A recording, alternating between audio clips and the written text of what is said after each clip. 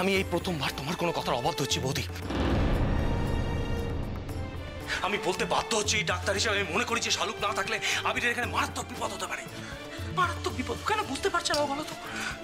যেখান থেকে বাঁচানোর সাধ্য আমাদের কারণ নেই। এই যে বৌদিন বারবার দেখছো না ঘরের মধ্যে উঠছে দেখছো না, আবার ঘরের মধ্যে চলে যাচ্ছে।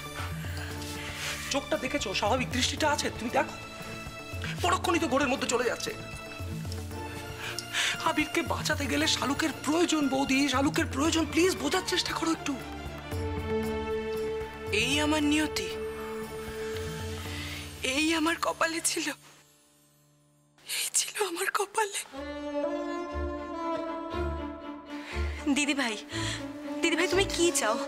তুমি তো চাও যে আবির ভালো হয়ে উঠুক, আবির সুস্থ হয়ে উঠুক, আবির তাড়াতাড়ি ভালো হয়ে উঠুক। তুমি তো চাও, বলো দিদি ভাই, তুমি তো চাও সেটা। তার জন্য আমাদের সবাইকে তো চেষ্টা করতে হবে। আজ যখন আমাদের বাড়িতে যেতেই হবে, একবার বাড়ি গিয়ে না হয় মেয়েটাকে নিয়ে আসবো। আমি কিন্তু এখানেই থাকবো, তোমরা বাড়ি থেকে এলে তারপর যাবো। কারণ এই অবস্থা আমি কোনো ডাক্তারের ভরসা ওকে ছাড়বো না। আমি কোনো রিস্ক নিতে চাইছি না বর্তা। হ্যাঁ, আমি ঘন্টা দুয়েকের জন্য বাড়ি যাবো, স্নান টান সেরে তারপর আবার ফিরে আসবো। ঠিক আছে, সেটুকু অন্তত তুই থাকিস। আমি আবিরের বিছানার পাশ থেকে কোথাও যাব না, কোথাও যাব না। তোমাকে বাড়ি যেতে হবে কমলিনী, তুমি এই অবস্থাতেই রয়েছো কাল থেকে। বললাম তো আমি যাব না। অন্যায় জেদ করো না কমলিনী, তুমি এখানে থেকে কিচ্ছু করতে পারবে না। 2 ঘন্টার জন্য আমরা বাড়ি যাবো এবং ফেরার সময় ওই মেয়েটাকে আমরা নিয়ে আসবো। তুমি কেন বুঝতে পারছো না কমলিনী? তুমি কি ভাবছো তোমার থেকে ওই মেয়েটার উপরে রাগ আমার কিছু কম? তবু যখন আমি ওকে নিয়ে আসতে চাইছি তখন কেন বুঝতে পারছো না সেটা শুধুমাত্র আমাদের সন্তানের ভালোর জন্য। ওকে দিয়ে কাজ হাসিল করিয়ে তারপরে কিভাবে ওই মেয়েটাকে ছুঁড়ে ফেলে দিতে হয় সেটা আমার থেকে ভালো কেউ জানে না।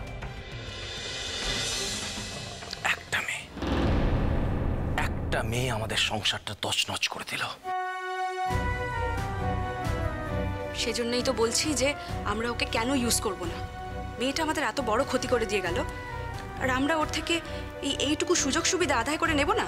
আমি যে এই যে ঘোরের মধ্যে ধর্মর করে বারবার করে উঠে আসছে, তো যে কোনো সময় মারাত্মক ক্ষতি হয়ে যেতে পারে। বারবার তো এই সুযোগ দেওয়া যাবে না ওকে।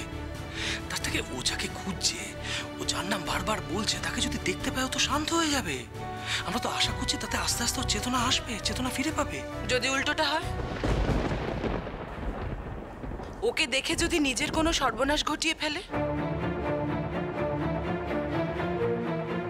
যেখান থেকে ওকে আর ফিরিয়ে আনতে পারবো না, তখন কি হবে?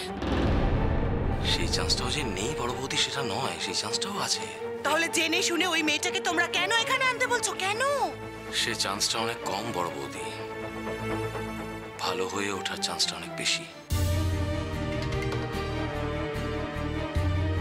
তাহলে কোনটা নেব, কোন চান্সটা নেব তুমি বলো? আমি এই সব কিছু বন্ধ করতে পারি, কিন্তু একটা শর্তে। তোমাকে আর দুর্গাকে আমাকে ছুঁয়ে কথা দিতে হবে এর সাথে তোমরা কোনো যোগাযোগ আর রাখবে না। শোনো, আমরা এখনো তোমার মতন এতটা পাথর হয়ে যায়নি।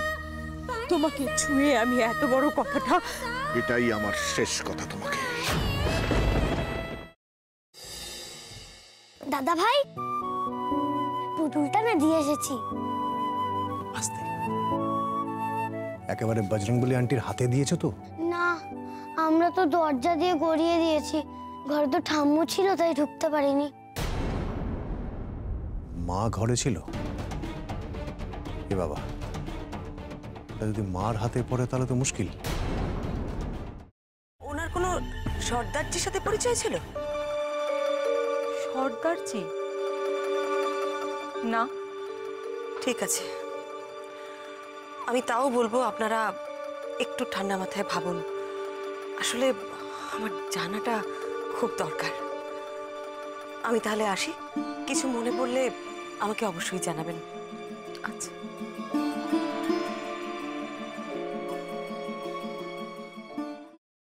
ফ্রাইং প্যানে Emami healthy and tasty refined rice bran oil গরম করে তাতে গোটা কালো সর্ষে আর কারি পাতা ফোড়ন দিয়ে ওর মধ্যে একে একে টমেটো কুচি, বাঁধাকপি বাটা, নুন, হলুদ গুঁড়ো, শুকনো লঙ্কা গুঁড়ো আর সামান্য চিনি দিয়ে ভালো করে কষিয়ে নিয়ে ওই মিশ্রণে কুড়িয়ে বেটে রাখা নারকেল, পাকা লঙ্কা কুচি আর কারি পাতা দিয়ে ভালো করে নাড়াচাড়া করে নামিয়ে নিয়ে নারকেলের স্লাইস, পাকা লঙ্কা স্লাইস আর কারি পাতা দিয়ে সাজিয়ে সার্ভ করুন বাঁধাকপির ঝাল।